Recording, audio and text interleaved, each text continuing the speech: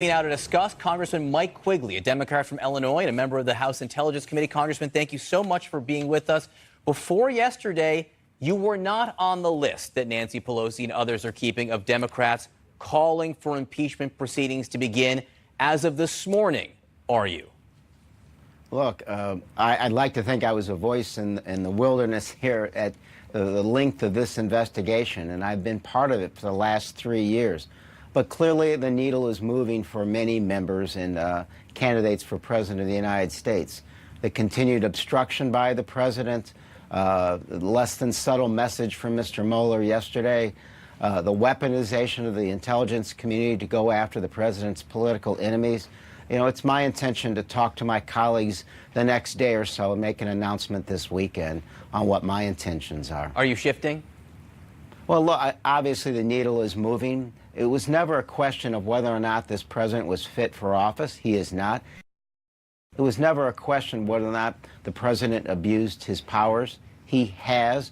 It is a question, as the Speaker of the House has pointed out, what is the most effective way to deal with this constitutional crisis? And we have seen in the past that efforts moving toward impeachment have backfired. Obviously, we don't have the votes in the Senate. But there are many other thoughts in play here. What is possibly the only way to get all the documents that are necessary to determine whether or not the President of the United States has committed a crime?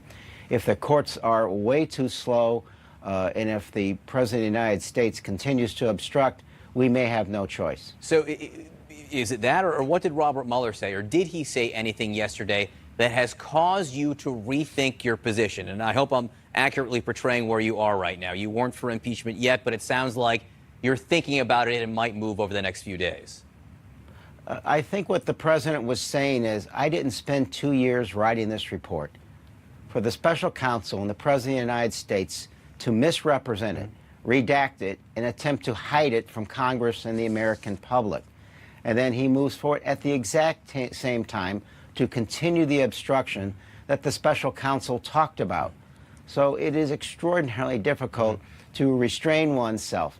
The irony of yesterday was the special counsel is an honorable person who follows the rule of law more than anyone I've ever witnessed. At the same time, in his moment of extreme fairness, he is protecting a president of the United States who has absolutely no concern for the rule of law, who is flaunting it. So you're saying protecting. Do you think Robert Mueller needs to come testify before Congress? You know, he does. I was a criminal defense attorney for 10 years, and I wrote memos and briefs for judges and for appellate court justices. And I couldn't just write a report or a brief.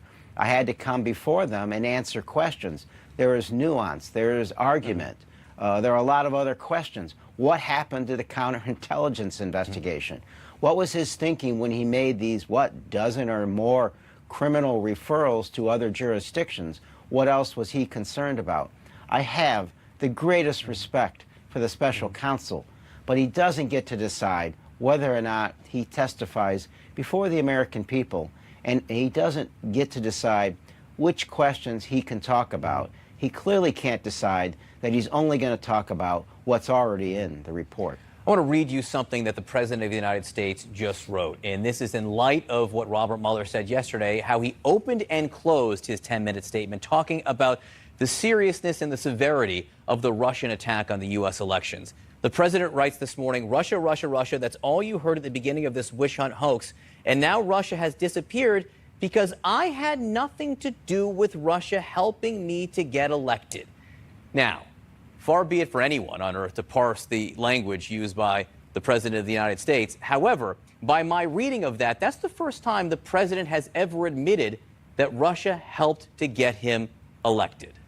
Is that how you see it? It is, but wait 10 minutes, he could say something else. I don't think the American public can take anything the President says about the Russian attack on our democratic process seriously. Because again, wait a few minutes, it'll change whatever benefits him the most. I think it is important to register with the American people that that was the second major aspect of the special counsel's discussion yesterday. That was a widespread attack, and it's going to come back. Director Comey said the Russians will be back. DNI Coates has said they've never left. The threat is still there. So I'm the chairman of the Appropriations Subcommittee that funds election security. And I promise you, the bill that we're going to be moving forward with will make an extraordinary effort to defend this country. It is one of two things this Congress needs to do to address this issue. And it needs to happen soon because the election's coming soon. Again, I just think the language there is very interesting. I had nothing to do with Russia helping me to get elected. Maybe he didn't mean to say it, but it's the first time I've ever heard the president admit that Russia helped him win the White House. Congressman, we talk about these 40 members of the House, the ones who were in Republican districts that won and helped flip the House to the Democrats. You're not one of them. You're in a Democratic safe seat. Do you hear from some of your colleagues, Democrats who are in less safe seats, that they may be beginning to reconsider whether or not impeachment is a viable option? I think the needle is moving along all of those fronts. Obviously, for each member, the decision is important, and it's more easier or more difficult for different reasons. So each of us has to make that own personal decision after researching and understanding the issue a little bit better, talking to their constituents, and talking to leadership, frankly, about the ramifications might be for the entire caucus. How concerned are you about the polling, which seems fairly consistent, that the majority of the American people are not yet there?